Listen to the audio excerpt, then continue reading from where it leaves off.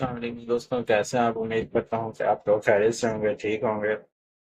Welcome to my channel فلاح medical. دوستوں، آج ہم بات کرنے جا رہے ہیں ایک بہت زیادہ استعمال ہونے والی میڈیسن کے بارے میں، جس کا نام روکن سیرپ ہے۔ یہ صرف درد اور بخار کے لیے استعمال ہوتا ہے، لیکن کیا آپ اس کا صحیح استعمال، ڈوز اور سائڈ افیکٹس جانتے ہیں؟ آئیے آپ کو ڈیٹیل میں سمجھاتے ہیں۔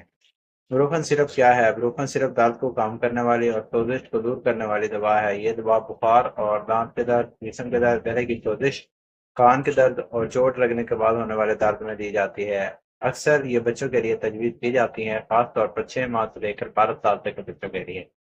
آگے بات کریں گے اس کی ایج اور ڈوز کے بارے میں۔ بروکن سرپ کی مقدار بچے کی عمر اور وزن کے مطابق دی جاتی ہے۔ مثال کے طور پر 6 ماہ سے 1 سال تک 2.5 ملی لیٹر، 1 سے 3 سال تک 5 ملی لیٹر، 4 سے 6 سال تک 7.5 ملی لیٹر اور 7 سے 12 سال تک 10 ملی لیٹر۔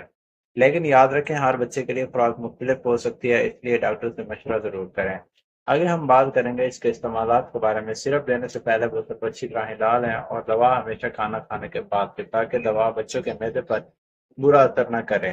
آگے بات کریں گے اس کے سائیڈ افیکٹس کے بارے میں۔ زیادہ تر بچوں میں یہ دوا محفوظ ہوتی ہے، لیکن کچھ بچوں میں معمولی سائیڈ افیکٹس ہو سکتے ہیں، جیسا کہ پیٹ درد، گیس یا پھارا، پتلی یا الٹی کا احساس، کبھی کبھار الرجی جیسے خارش یا دانے۔ اگر کوئی شدید رد عمل نہ آئے تو فوراً ڈاکٹر سے رجوع کریں۔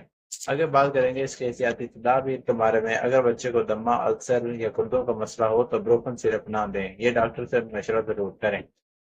اور یاد رکھیں، بروکن اور پیراسیٹامول ایک جیسی دوا نہیں ہے، انہیں آپس میں نہ ملائیں۔ تو دوستو، یہ تھا مکمل معلومات بروکن سرپ کے بارے میں۔ اگر آپ کو ویڈیو اچھی لگے تو لائک کریں، شیئر کریں اور طرح میڈیکل کو سبسکرائب کرنا نہ بھولیں۔ شکریہ، تو ہمیں یاد رکھیے گا۔ اللہ حافظ۔